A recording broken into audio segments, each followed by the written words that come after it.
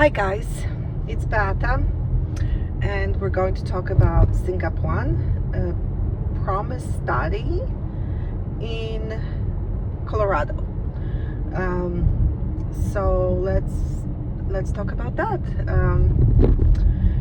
So you know me, my Kasia is 9 years old. We started going to Colorado. This was our second visit this spring, so we've been twice. So what is PROMMIS and why is PROMMIS? This is mostly for my Arizona friends, Arizona families with Sygnap1, but also anybody who wants to go to Colorado PROMMIS. If it's closer to you than CHOP in Philadelphia or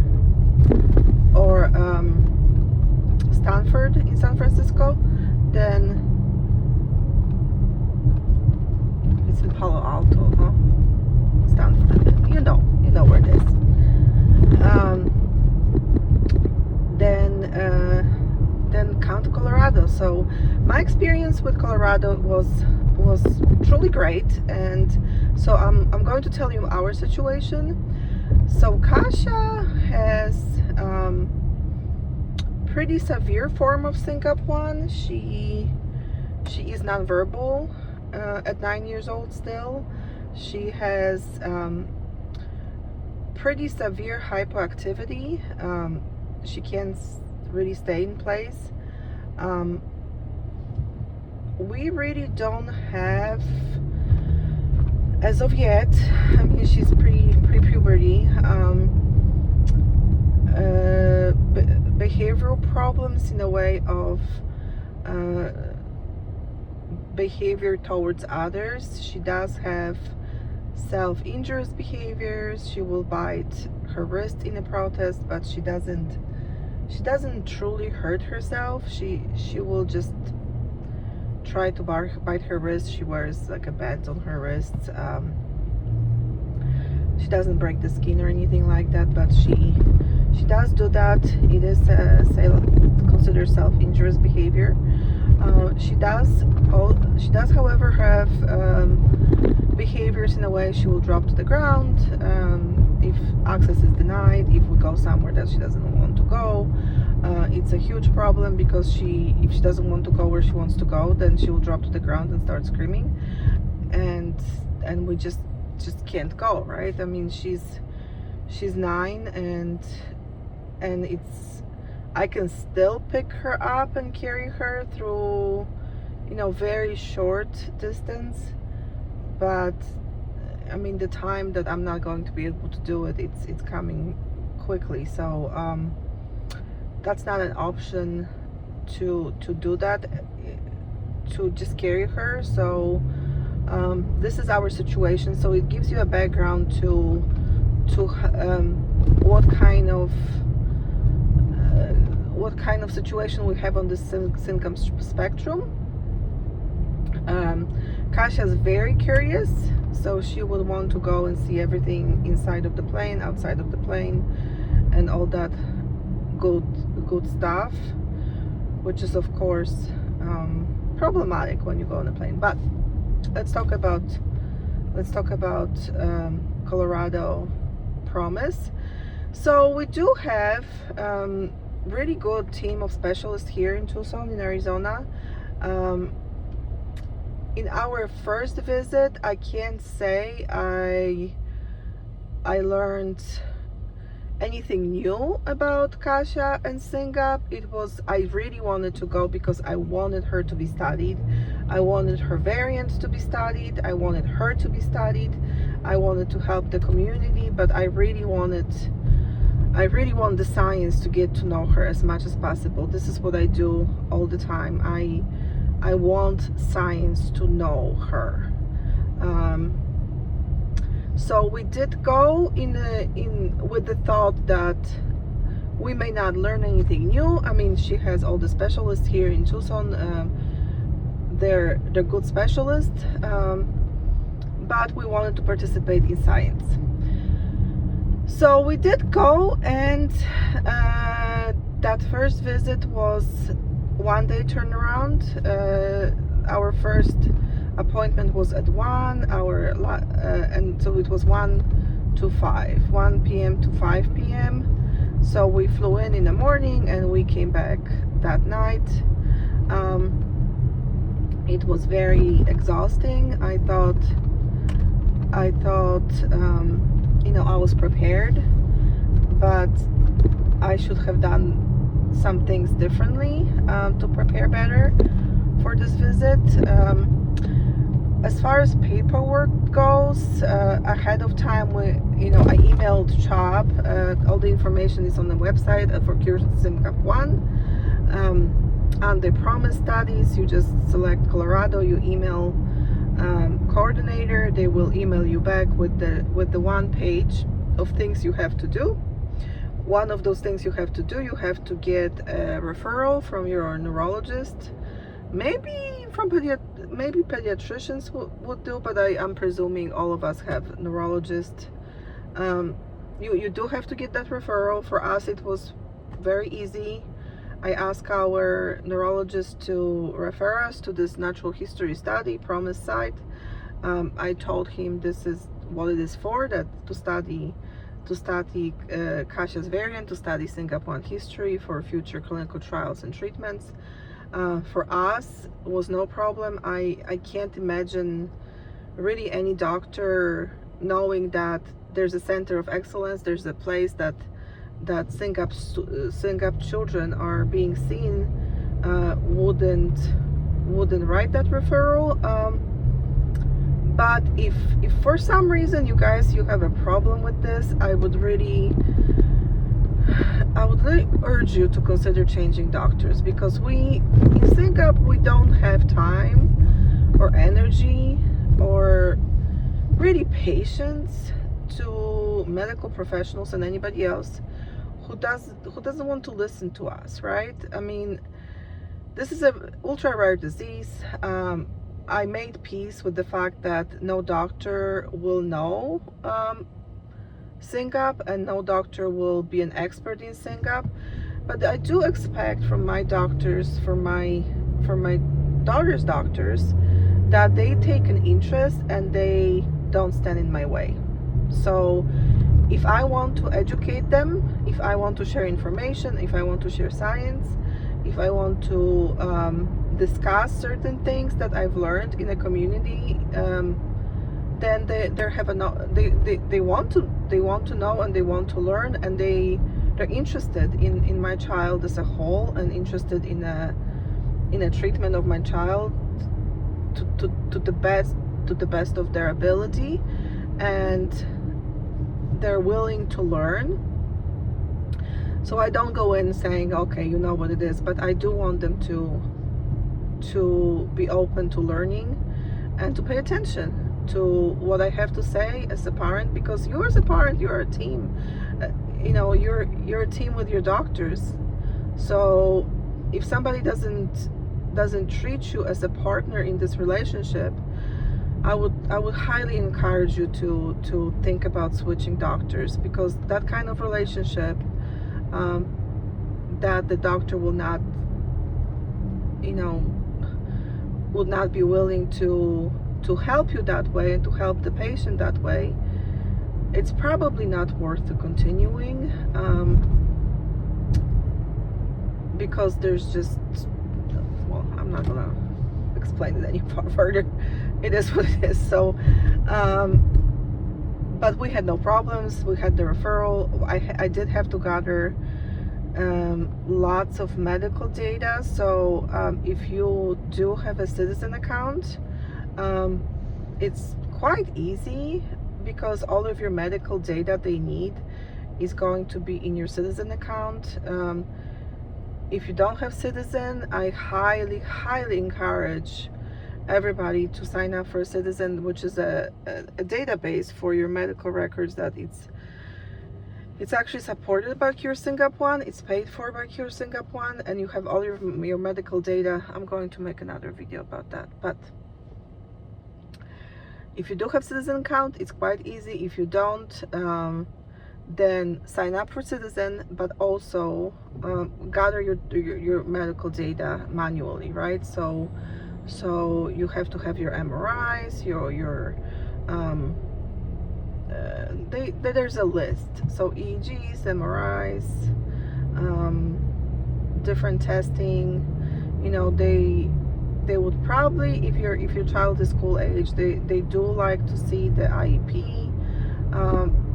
They'll have somebody who can be working with your IEP as well, individual learning plan for school. But there's a list, and you gather all that information, and then you email it to them ahead of your visit,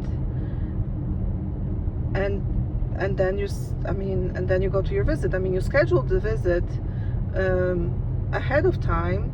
I mean, it has to be at least a couple of months ahead of time, because that does take time to get your referral, to get your medical data, for them to review the data and all that stuff, and you'll get scheduled for a visit. So what's beautiful thing about multidisciplinary clinic like this is that you go in and you meet with the pediatrician first, and she will take some information about like an overall health of your child.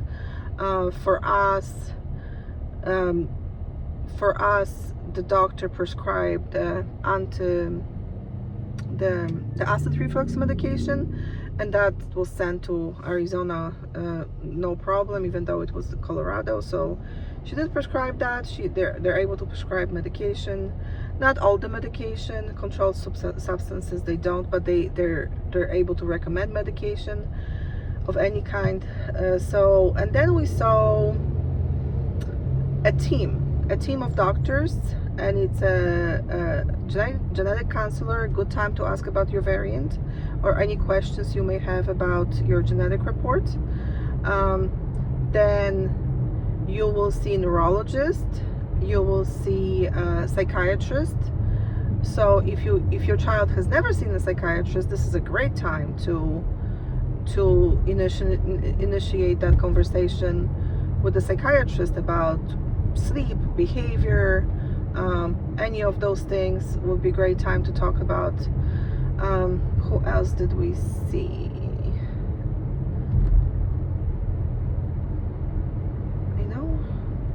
Genetics, neurology, psychiatry. I think that's it. But they came in a team, and so that was our first visit. So they came in a team, and the beautiful thing about this is, like, you know, when you go to the doctor and it's your first visit at the doctor's office, and they ask you lots of questions. They check the child. They take notes.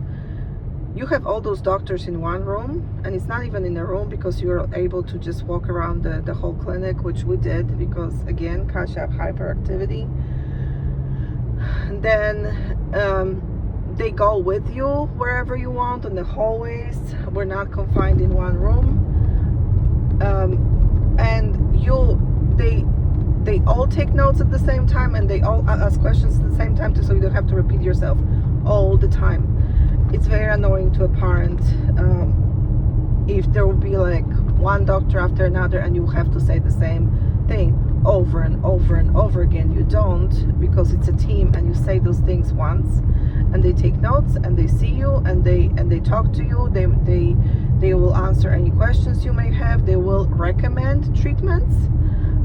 They will recommend seizure meds. They will recommend behavioral meds. They will recommend no meds. They will recommend whatever they may recommend, but they work as a team, and they talk to each other. It's the coolest thing, you guys. It's the coolest thing. If you haven't seen that or experienced that, it's amazing. So then we saw a therapy team, which is a speech therapy, OT, and PT, and what? And there's a doctor. He's a now I forgot, but he's great. He can prescribe or recommend any kind of adaptive equipment, so like your adaptive stroller, adaptive chair. He did recommend for us SMOs, which is orthotics for the feet.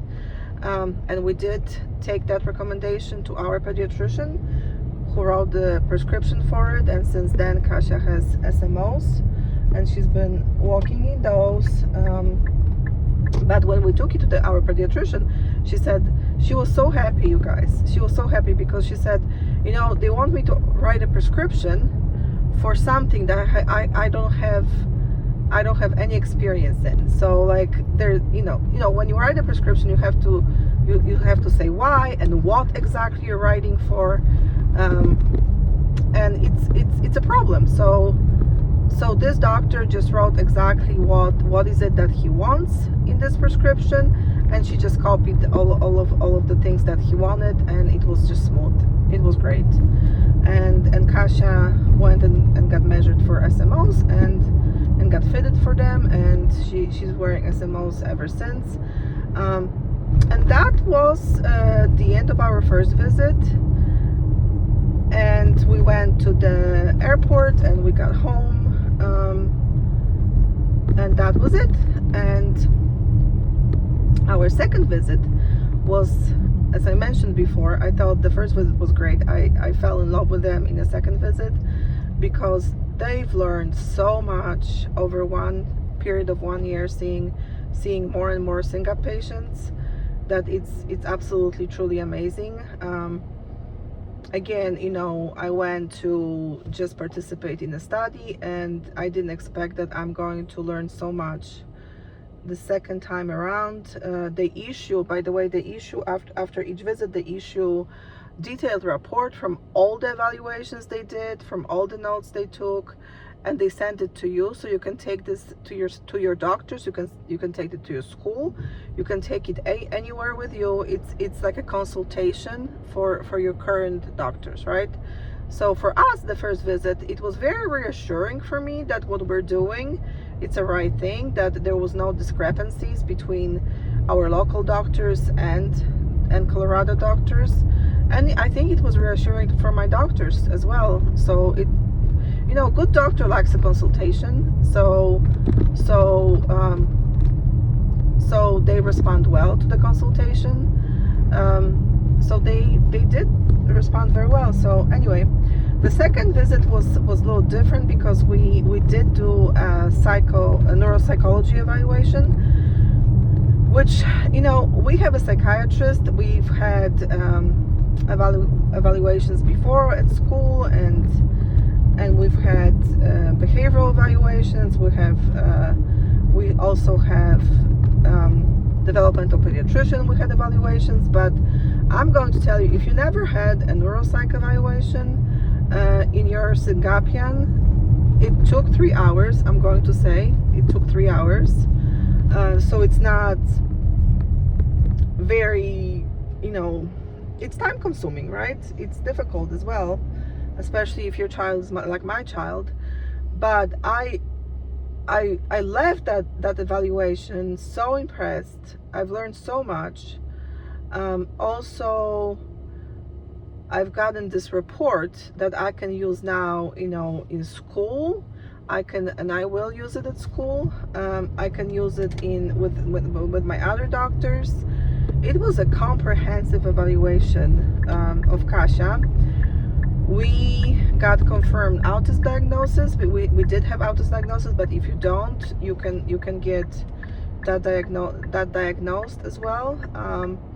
Then we actually got a new diagnosis of ADHD. We did know, my psychiatrist knew that Kasia does have ADHD symptoms, but we never actually got an ADHD diagnosis on paper and not like official evaluation. So we did get that, and actually it was the coolest thing when she compared like different data, because they will show you data if if you're interested. And she compared different data, and she showed me because ADHD in a child with intellectual disability and autism, it's very hard to diagnose, because what's what, right? I mean, how do you know it's this, and how do you know it's not this? So she showed me on data why she thinks Kasia does have a diagnosis of ADHD and what's the difference between that and her other diagnosis.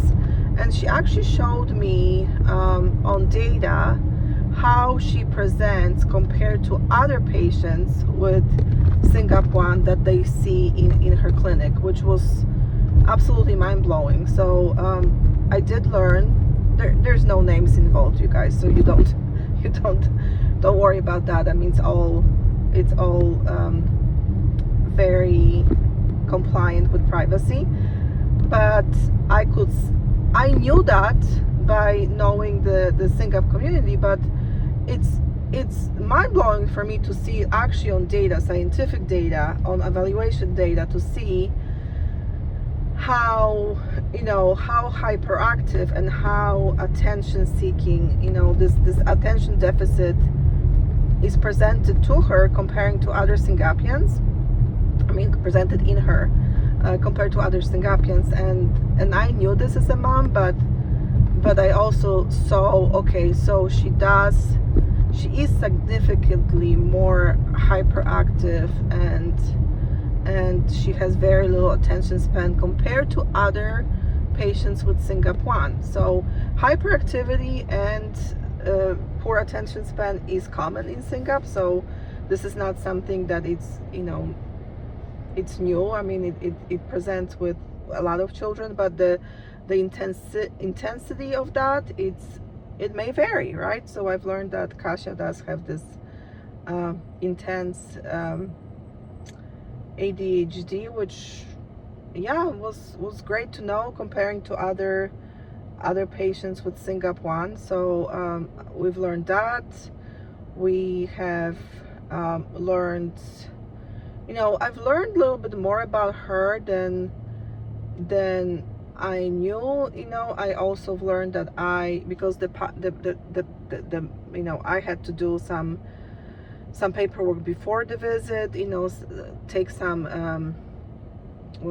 data. One of them, it was Finland, I know, but I evaluated her actually lower than they did. It wasn't significant difference, so there's no concern about different data. It was pretty in the same range, but it was still, every measurement I did a little lower than they did.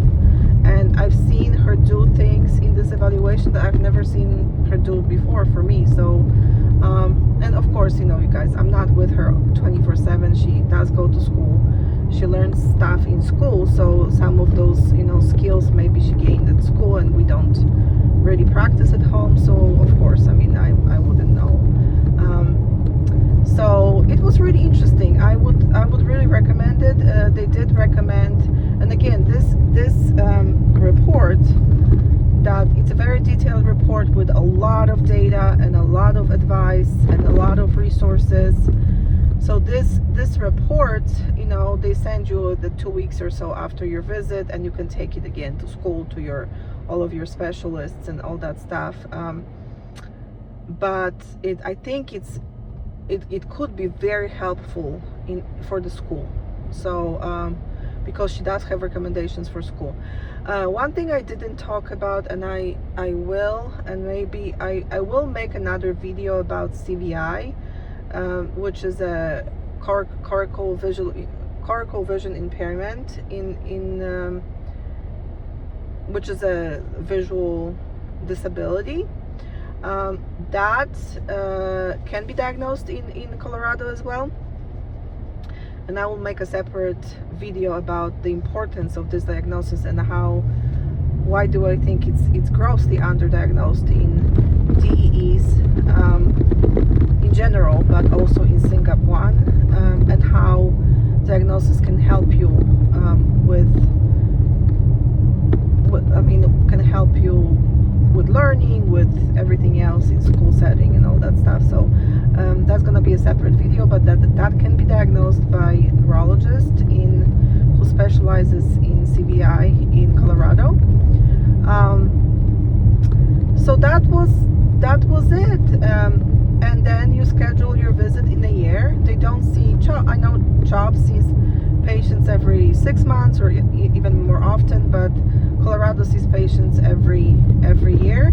So this neuropsych evaluation was recommended in 2 years. So next year when we go back, we're not going to see our neuropsychologist, but we will in 2 years, if of course if the program's still up. But I just absolutely the visit this year in Colorado was twice as long because of that neuropsych evaluation. So we did go and had to spend the night, and if you know, spending the night with your Sygnap1 may be just a bit problematic, because if your kids like my kid, they don't sleep in hotels. So there's another preparation, another video about travel coming up. Don't you worry, I got you. So we did spend the night, and the day before, because our visit started at 8 a.m. I believe for neuropsych, we did have the lunch break. You do have to prepare. If you go solo like me, okay, if there's 2 of you, it's beautiful, because one of you can take a break, one of you can go get something to eat, can bring food, can just rest a little bit, and one of you can take over. Well, I was alone, and trust me, you can do it alone, and it's a great practice for any clinical trial treatment. So I can't stress that enough. This is a great practice. So even though we did stay the night the day before, the visit was twice as long. For some reason, you guys, I was already better prepared, because the more you do it, the better you are. And even though you think you're prepared, there's always lessons to be learned, right? So I learned my lessons from the last visit, and then implemented those lessons this visit, and it was twice as long, and we did stay in a hotel and all of that. You would think that this just would be more exhausting. It wasn't. We came home. I felt better than I felt the first time around, physically and psychologically. We did fine on the plane. It was easier. It was easier, even though, again, twice as long. So it was easier. So the more you do it, the better off you are. That's like with everything else. I do recommend it, you guys, even though you think you may not need it. Maybe even if you don't need it from the clinical point of view, that you may have great doctors, it's worth to do that for practice again. Plus science needs to study your child. You may be in this beautiful situation. You have a straightforward nonsense mutation, nonsense variant on, let's say, exon 6 or exon 8.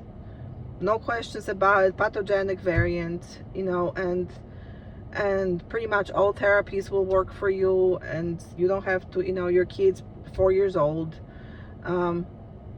or then you may think, well, what do I need it for? And you may not need this. You're in a privileged situation, but do it anyway. Do it for the rest of us, right? We're all in this together. But if you have a rare variant, if it's not as straightforward as others may be, you really, really want science to get to know your child. You really do. Even if you don't think you need the treatment, if you don't think that you will do the treatment, you really want to have options, because let it be your decision whether to treat your child or not. Don't let it to be somebody else's decision. So participate in science. All I'm saying, I do appreciate everybody who does. I'm so grateful. It does come with the sacrifices. It's not easy. It's not easy for me. But you suck it up, and this is the best you can do for your child. So, and the travel reimbursement program. So it's not gonna, I don't want money to stop you from doing this. So Sygnap1 has a travel reimbursement program. So if you feel like money is stopping you, then don't let it stop you. Okay,